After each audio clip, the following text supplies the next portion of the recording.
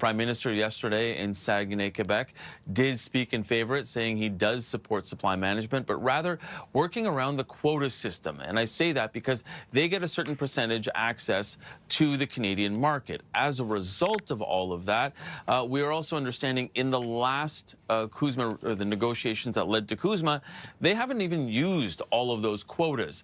So it sounds like the Canadian government is looking at ways to help them better use them, potentially give them more quotas so they feel like they can use more of it and get a little more access to our dairy market.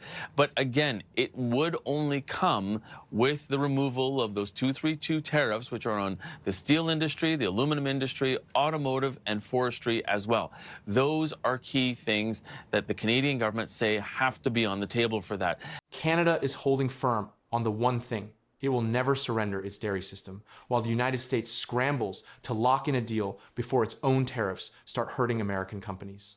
Mark Carney is refusing a narrow agreement, demanding everything or nothing. And with American aluminum prices already up 58%, Washington needs this deal more than it wants to admit.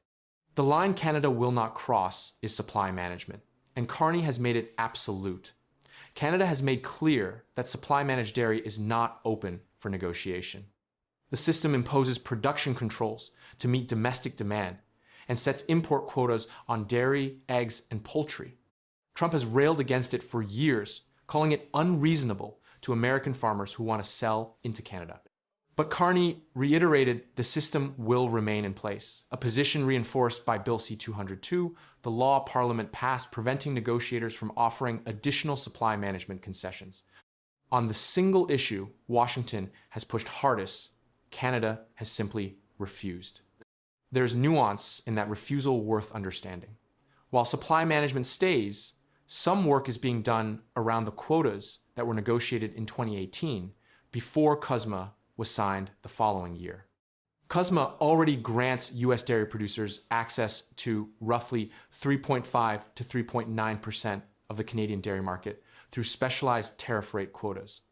So the discussion is about how those existing quotas are administered, not about opening the market wider or dismantling the system. Canada is willing to talk about management details while holding the core structure completely off the table. In the other sectors, Canada is offering movement, but strategically. Sources indicate proposals being discussed include removing counter tariffs on autos and lifting provincial bans on American alcohol, along with adjustments to how dairy quotas are managed. Canada is prepared to meet some U.S. demands in exchange for tariff relief. But this is not capitulation.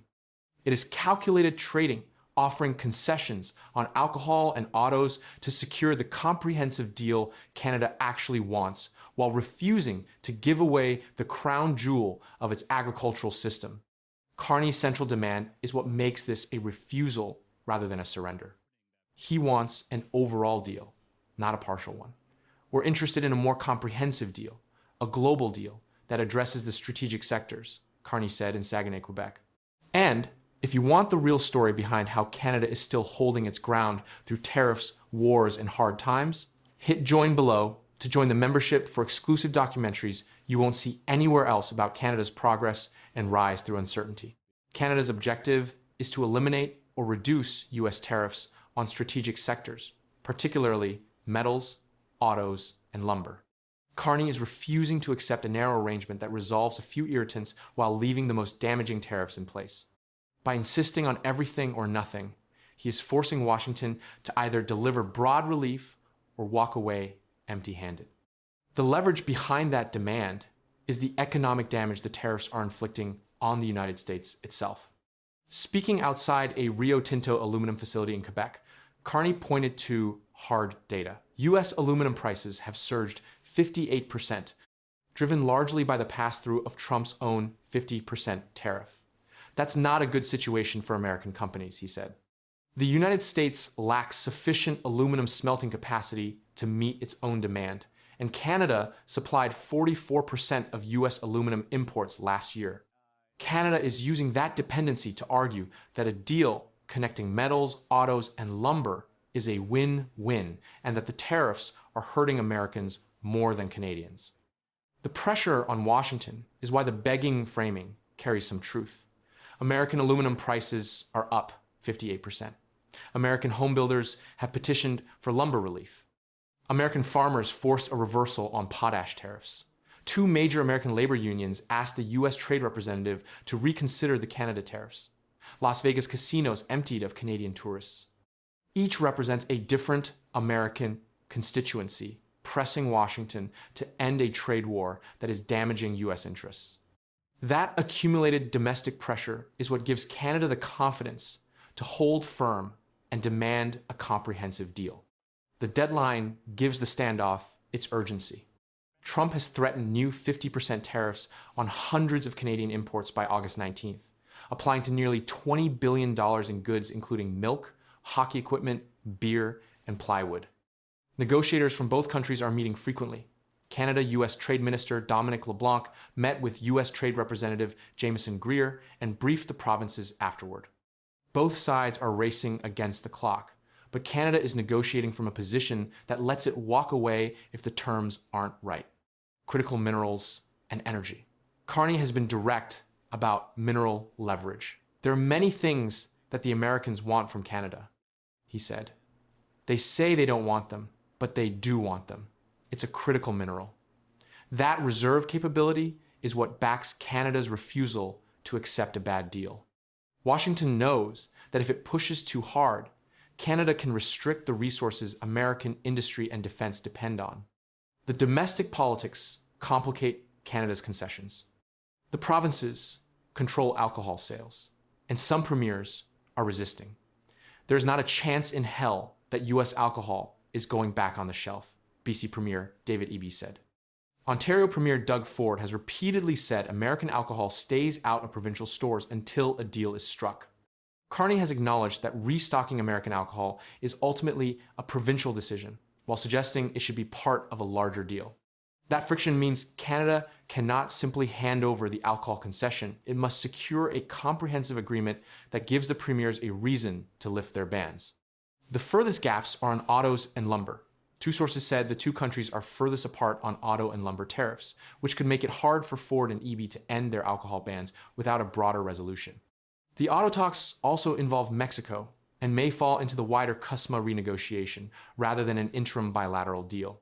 Forestry tariffs may not be fully resolved in an interim agreement, potentially deferred to further negotiation. Those unresolved gaps are exactly why Carney is refusing a partial deal. A narrow agreement would leave the hardest problems unsolved. The realistic picture is more complicated than the dramatic framing suggests. The two countries are still negotiating, not walking away. Canada is offering concessions on alcohol, autos, and dairy administration, while refusing to touch supply management itself. Carney summed up the uncertainty directly. Will we get all of that by the 19th of August? We'll see. But we want to have pathways in order to get that. Canada is not refusing to talk. It is refusing to settle for less than a comprehensive deal, holding its ground on dairy, wielding the aluminum data and mineral leverage, and forcing Washington to decide whether it wants a real agreement badly enough to deliver broad tariff relief before the deadline. The broader legal context adds another layer of pressure on Washington. The tariffs Trump is threatening rest on contested authority. The Supreme Court struck down his earlier emergency tariff powers, and a coalition of 25 U.S. states has challenged the administration's revised approach, arguing it is attempting to restore broad tariffs the courts already rejected. That legal uncertainty weakens Washington's hand. A tariff regime that could be overturned in court is a shakier foundation to negotiate from than one built on solid legal ground, and Canada's negotiators know it. Canada's diversification strategy strengthens its position further. Over the past year, Ottawa has signed more than 20 trade and defense agreements, concluded a comprehensive economic partnership with the United Arab Emirates, signed a free trade deal with Ecuador, and launched a strategic exports office aimed at doubling non-US exports by 2035. Each agreement reduces the leverage any single American tariff can apply. A Canada that depends less on the American market each month is a Canada that can afford to hold firm at the table.